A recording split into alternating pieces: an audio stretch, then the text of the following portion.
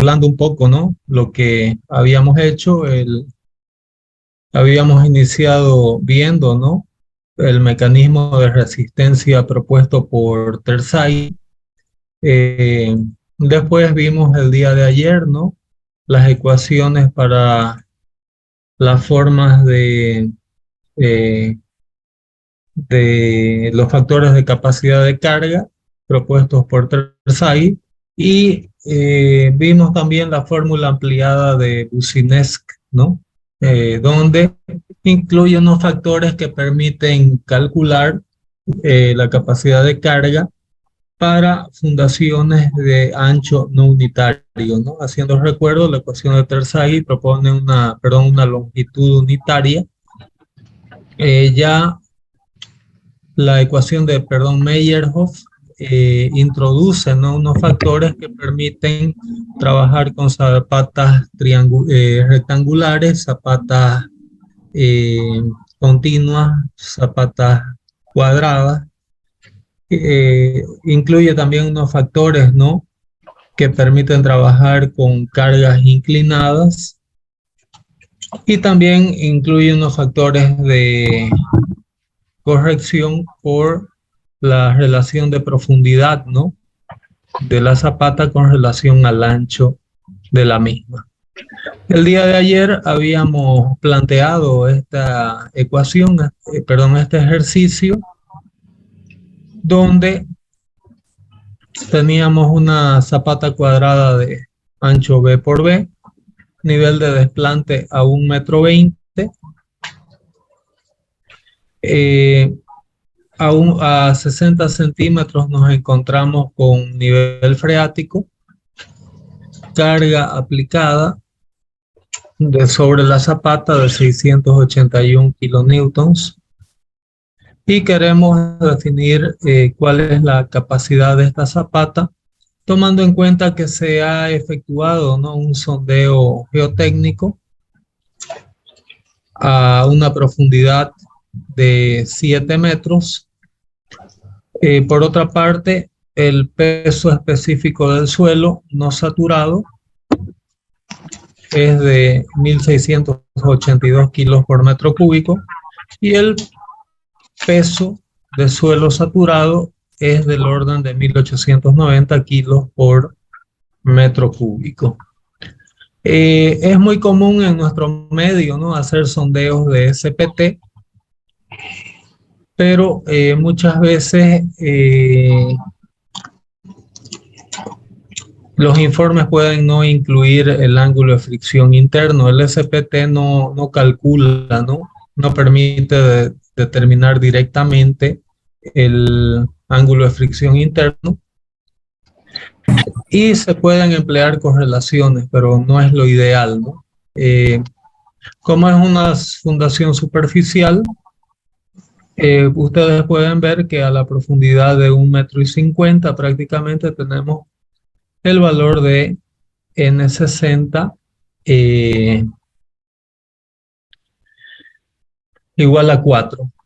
Para efectos de este curso vamos a considerar la presión atmosférica como siendo de 10.000 kilos por metro cuadrado y el peso específico del agua como siendo de 1.000 kilos por metro cuadrado. Entonces vamos a ver cómo encararíamos este ejercicio.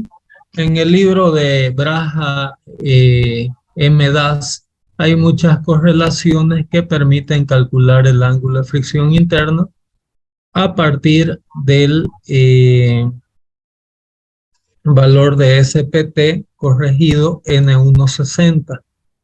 El N160 es un factor de corrección propuesto por Braha, dado por 1 dividido por sigma prima 0 dividido PA, donde sigma prima 0 es la tensión vertical efectiva a la profundidad de análisis, PA es la presión atmosférica y eso elevado a la 0,5. Entonces, para poder determinar el ángulo de fricción interno, debemos primeramente calcular CN para obtener el valor de SPT corregido. Esto se efectúa en suelos granulares Este es un suelo granular, por lo tanto necesitamos efectuar esa corrección.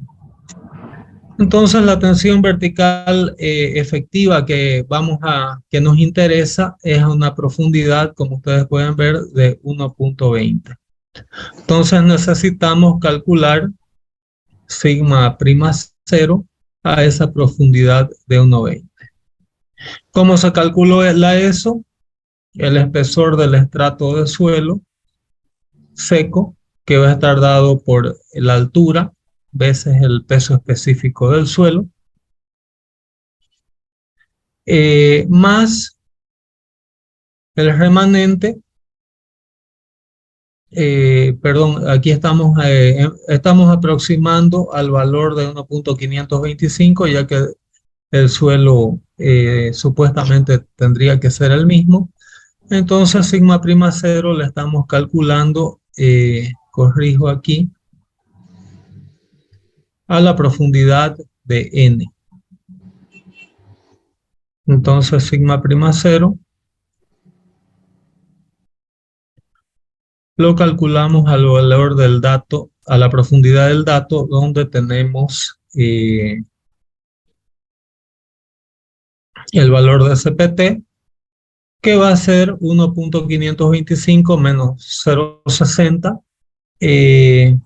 Como estamos debajo del nivel freático, multiplicamos ese delta H por el peso específico del suelo saturado menos el peso del agua. Entonces, reemplazando, ¿no? Estos valores, vamos a llegar a una tensión vertical efectiva de 1832 kilogramos por metro cuadrado. Entonces, teniendo el valor, ¿no? Eh, de sigma, de sigma prima cero, multiplicamos aquí 20 veces N160, ¿no? Pero N160 va a ser nuestro N60 veces Cn, donde Cn es, aquí se reorganiza la fórmula, ¿no? Esto es lo mismo que PA sobre sigma prima cero elevado a la 0,5.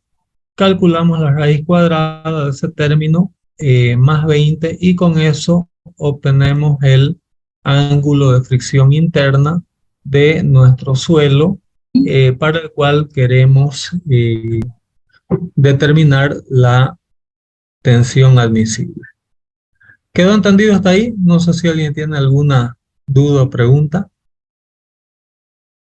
Ingeniero, disculpe, ¿de dónde sale el N60 que dijo, de la fórmula del ángulo de fricción? ¿Cuál es este valor? No, el que está abajo en la fórmula. Ese. Este, Sí. este valor es este, ¿no? 4, porque estamos calculando a la profundidad de 1.525 metros.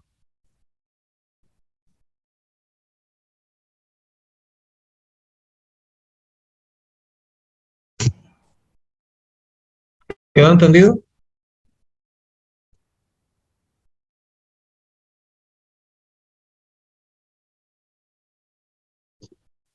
¿Digo para entender? Sí, ingeniero. Ok. Consulta,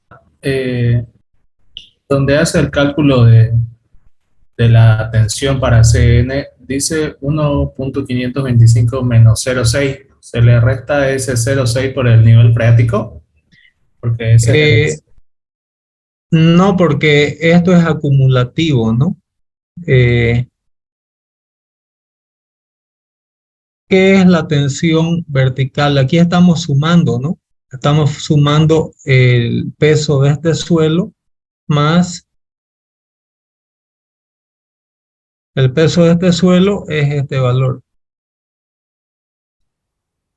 Y a esta profundidad, ¿cuál es la presión del suelo? Hay que sumarle esta fracción, ¿correcto? sí. ¿Quedó entendido? Sí, gracias. De nada, Disculpe, Jesús. ingeniero, Sí. el ángulo de fricción me sale otro valor, 27,69 me sale. Habría que revisar la cuenta. El peso del agua es 10.000, no 1.000. Seguro ahí te estás confundiendo. No es peso de agua, es presión atmosférica. Perdón, sí, eso. Ah, Es sí, sí, sí, 10.000. sí, eso era, 10.000, sí. ¿Ok? No confundan, PA es presión atmosférica, gamma W es peso del agua. Y aquí corrijan, por favor, valores kilos por... bueno, es lo mismo, kilos por metro cúbico o kilos por metro cuadrado. ¿Ok? En realidad este peso específico del agua está en kilos por metro cúbico, porque si no, no tendría sentido restarle a gamma saturado gamma W. ¿Ok? Entonces corrijan aquí también, es metros cúbicos la unidad de peso específico del agua. ¿Ok? ¿Acompañaron hasta ahí?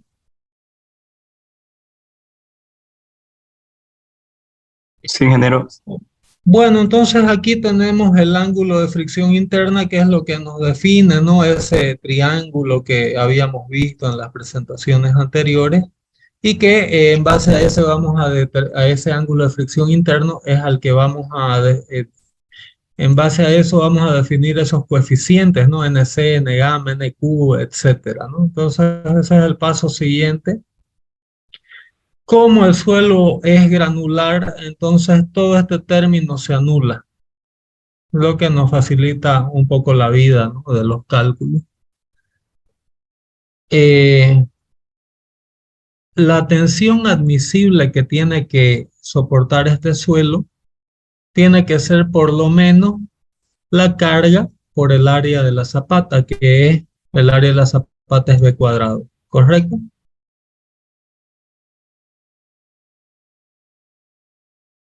Bueno, y lo que vamos a hacer aquí es calcular los factores NQ, que bueno, estas fórmulas, estos cálculos yo los hice en MATCAD usando radianes, ¿no? Pero si quien tenga una calculadora eh, centesimal puede olvidarse de este pi sobre 180, ¿no? NQ es tangente de 45 grados, más phi primo sobre 2 al cuadrado, veces e elevado a pi, veces tangente de phi prima. Ese pi sobre 180 es simplemente que yo estaba usando un sistema de radianes, ¿no? Entonces, por eso aparece ahí, ¿no? Entonces, sustituyendo aquí,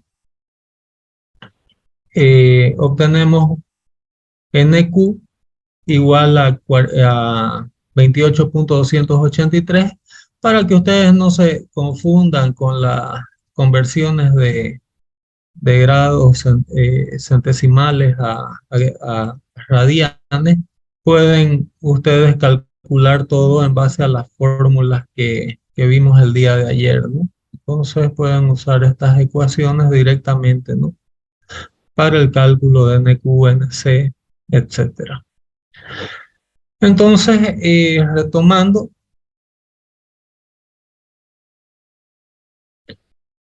eh, NQ, reemplazando el valor de phi, obtenemos 28,283. FQS va a ser 1 más B sobre L.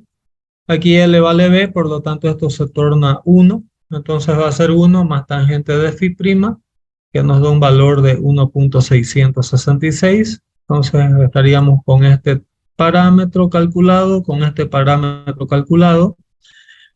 Q es la presión de suelo que existe al nivel de desplante de la zapata, que va a ser que este estrato que no está saturado, que va a ser 0,6 metros veces el peso específico seco, más este otro trecho de suelo que va a ser también 0,6 veces el peso saturado del suelo menos el peso específico del agua.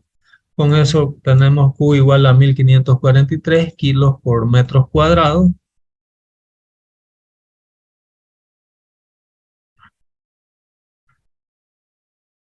Queda calculado Q también. FQD va a ser igual a 1 más 2 veces tangente de phi prima menos 1 menos veces, perdón, 1 menos seno de phi prima al cuadrado veces 1 sobre tangente de DF sobre B. Entonces aquí DF es la profundidad de desplante, que sería 1,20 m, pero fíjense que nosotros no conocemos B, ¿no? Entonces,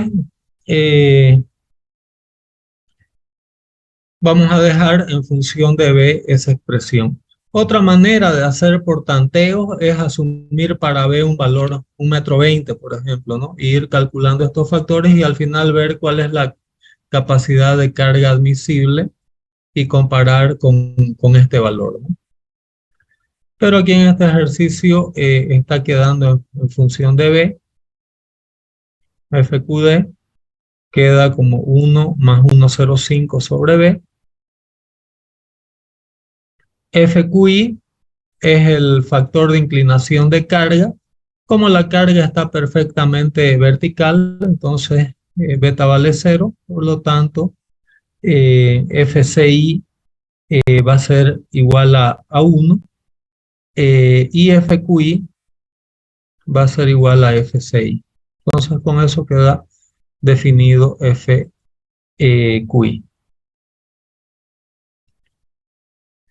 El coeficiente N gamma está dado por esta expresión, 2 veces NQ más 1 veces tangente de phi prima. Tenemos NQ aquí y phi prima de 33 grados, sustituyendo, obtenemos un valor de 39,014.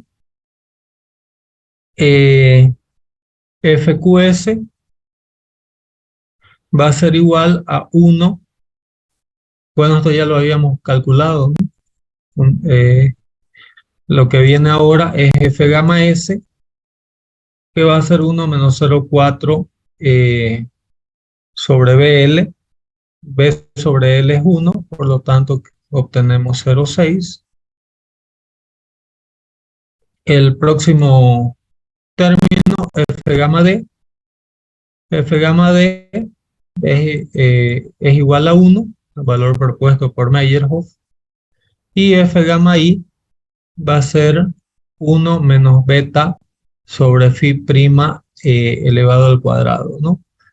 Como este término beta es 0, la carga no tiene ángulo de inclinación, entonces F gamma I también es 1. Entonces con eso quedan definidos todos estos términos, ¿no? Que me permiten calcular la capacidad admisible de presión, ¿no? Sobre mi zapata. Yo, si multiplico también QU por el área, yo voy a tener que la capacidad admisible última, ¿no? De mi zapata, si la multiplico por B cuadrado, va a ser igual, tiene que ser igual o mayor a esta carga que está siendo transferida, ¿no? ¿Acompañaron hasta ahí? No sé si alguien tiene alguna duda o pregunta al respecto. Ingeniero, una duda. Sí. Para el FQD, ¿cómo determinó cuál fórmula usar? Porque es según a la relación de DF sobre B, ya sea mayor o menor. Aquí se está asumiendo que DF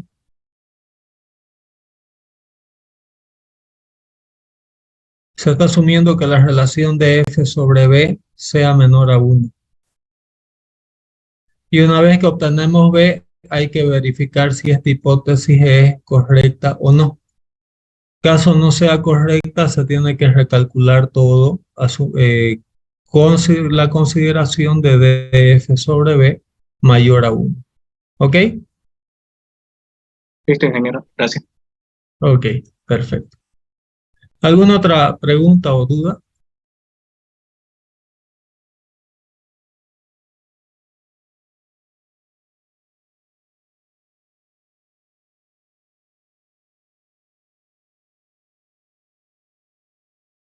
Ok, entonces con todos esos valores calculados, lo que tenemos que hacer ahora es montar nuestra ecuación reemplazando los respectivos valores, ¿no? Que es lo que está en la próxima lámina. Y aquí ustedes, eso se los dejo para que trabajen un poco, porque fíjense que aquí va a aparecer, aparece, ¿no? Este valor de B. Vamos a ir a la lámina anterior. Aquí aparece B como una incógnita. Y tenemos por otra parte que FQD aquí es 1 más 1,05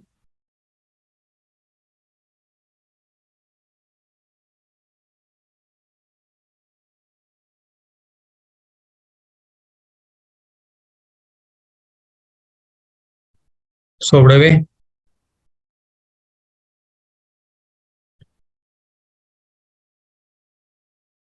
Entonces, fíjense que aquí este término, si sacamos el común denominador, este pasa a multiplicar y queda una ecuación cuadrática, ¿no? Queda en torno, en función de b cuadrado, este pasa a multiplicar con BBCQU y queda una ecuación cuadrática al que hay que sacarle dos raíces, ¿no? Ustedes pueden obtener esas raíces, ¿no? A través de tanteo o de la fórmula de b cuadrado más menos raíz cuadrada de b cuadrado menos 4ac, ¿no? Donde ustedes van a hallar que este valor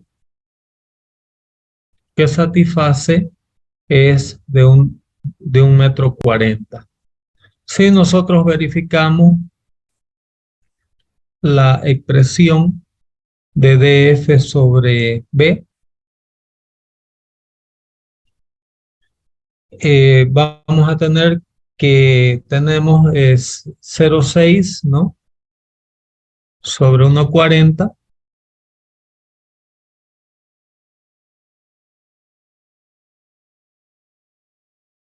es menor a 1. Por lo tanto, verifica la hipótesis que asumimos, ¿no? Para el cálculo de FQ. ¿Quedó entendido?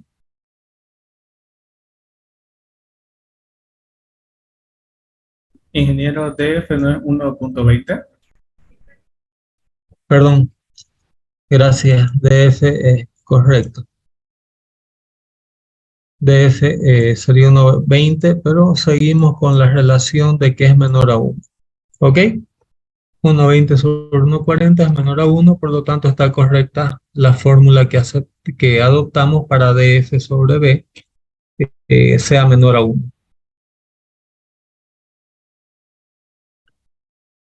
¿Ok? Bueno, esta forma de resolución de ejercicios es un tanto atípica, ¿no? Porque como ustedes pueden ver, lo que se hace es montar una ecuación que sale una relación cuadrática, ¿no? Eh, y ahí eh, implica, ¿no? Un mayor procesamiento. Yo tengo la intercerteza de cuánto es la relación de DF sobre B, ¿no? Entonces, manualmente, al menos lo que yo hago o muchos calculistas hacen es de fijar, ¿no? Una área para la zapata. Entonces, como ejercicio, ¿no? Para ustedes, y que también se familiaricen con estas ecuaciones y la forma de cálculo a manera de tarea o de ejercicio para ustedes. Les voy a dejar de recalcular la zapata considerando la misma como rectangular. Es decir, les dejo libre, ¿no?, el ejercicio para que ustedes puedan definir bueno, ¿y qué pasa? Yo no quiero hacerla de 1,40 por 1,40. Y si la hago de 0,70 por 1,20, ustedes tienen ya que la respuesta, el área necesaria es de 1,4 metros por 1,4. Recalculen el ejercicio calculando para tal vez un 0,7 por 2 metros, a ver si también entra, a manera que ustedes vean cómo se emplean estas ecuaciones. No sé si quedó entendido el ejercicio. Se entendió. Ok, gracias Franklin. Entonces, la idea es que ustedes replanteen esta zapata considerándola rectangular y no cuadrada.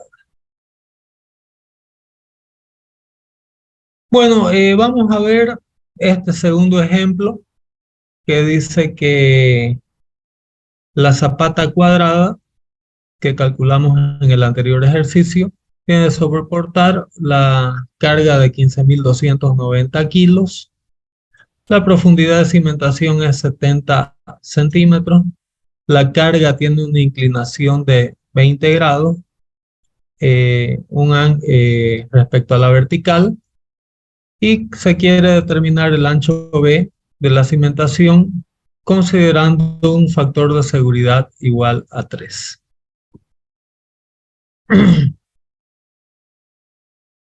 La cohesión, como ustedes pueden ver aquí, es nula. El ángulo de fricción es de 30 grados. Peso específico del suelo de 18 kilonewtons por metro cúbico. Entonces, el raciocinio es el mismo. El primer término es 0 debido a que la cohesión es nula.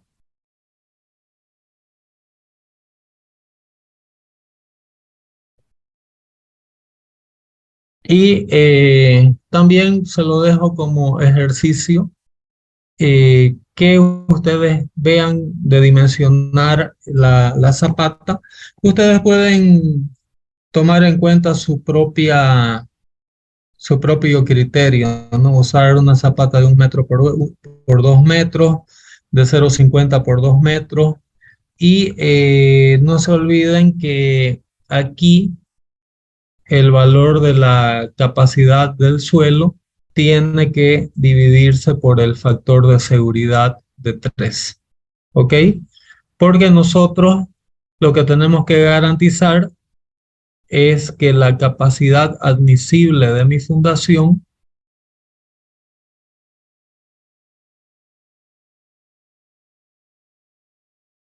sea igual a la carga, ¿no?,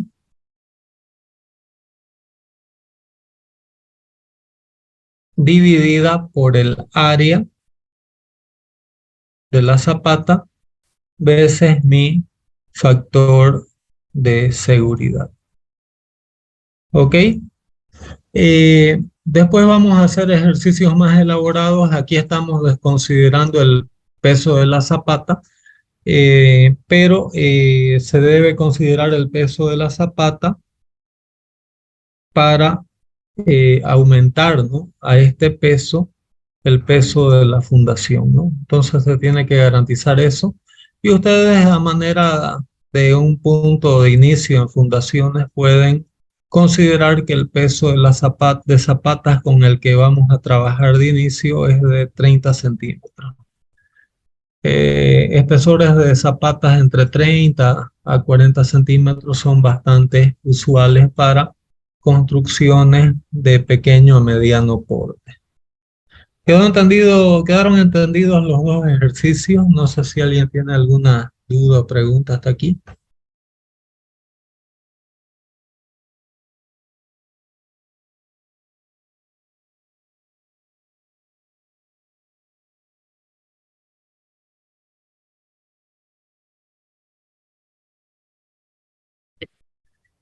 Ok,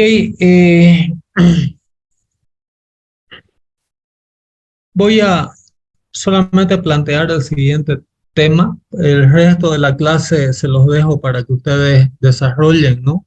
Estos dos ejercicios.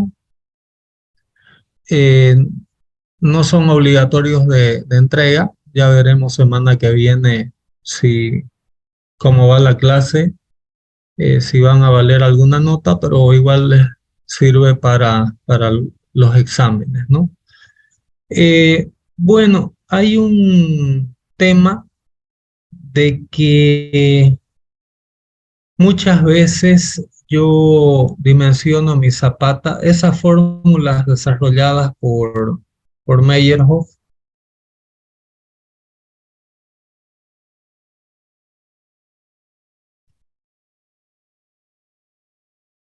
me garantiza que el suelo no va a fallar.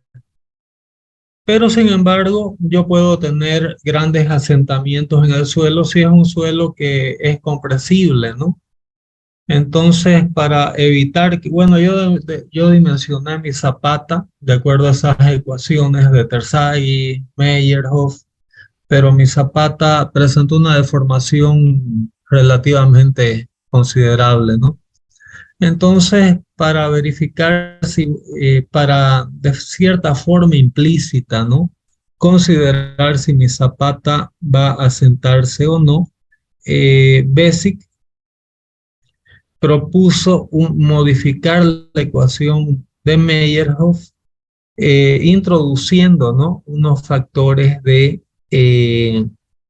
compresibilidad. Entonces, sugirió introducir los factores FCC, FQC y F gamma C en la expresión de Terzaghi, ¿no? En vez de los FCI, los FQI y los F gamma I. Entonces, el día de mañana vamos a ver un ejercicio, ¿no? Sobre cómo se calcula un índice de rigidez relativa del suelo en función del módulo de deformación tangencial o módulo cortante del suelo, la cohesión del suelo, la presión efectiva de sobrecarga en el suelo y el ángulo de fricción interno. Ok, vamos a ver el día de mañana cómo se realizan esos pasos para considerar dos parámetros, un índice de rigidez del suelo existente y un índice de rigidez crítico desarrollado por esta expresión, donde lo que se hace es comparar de que si el índice de rigidez del suelo es menor al índice de rigidez crítico, no preciso calcular esos factores de compresibilidad del suelo. Pero ¿qué pasa si el índice si el índice de rigidez del suelo es mayor que el índice de rigidez crítico? Significa que el suelo es rígido, ¿no? Entonces no necesito ajustes de compresibilidad. Pero si el índice de rigidez del suelo está por debajo del índice de rigidez crítico, significa que debo ajustar mi capacidad última de carga con los factores de compresibilidad para evitar posibles problemas de asentamiento de mi fundación. ¿Ok? Entonces el día de mañana vamos a eh, ver estas fórmulas, ¿no? De cómo se determina y vamos a ver un ejemplo de aplicación. ¿Ok? Les dejo, ¿no? Para no avanzar mucha teoría, les dejo para que practiquen y dimensionen esos dos ejercicios anteriores. ¿Ok? Entonces el Vale, día, Daniel. gracias Ivonne, el día de mañana continuamos viendo esos factores de compresibilidad y avancen en los ejercicios. Muchas gracias por su atención y continuamos el día de mañana. Gracias.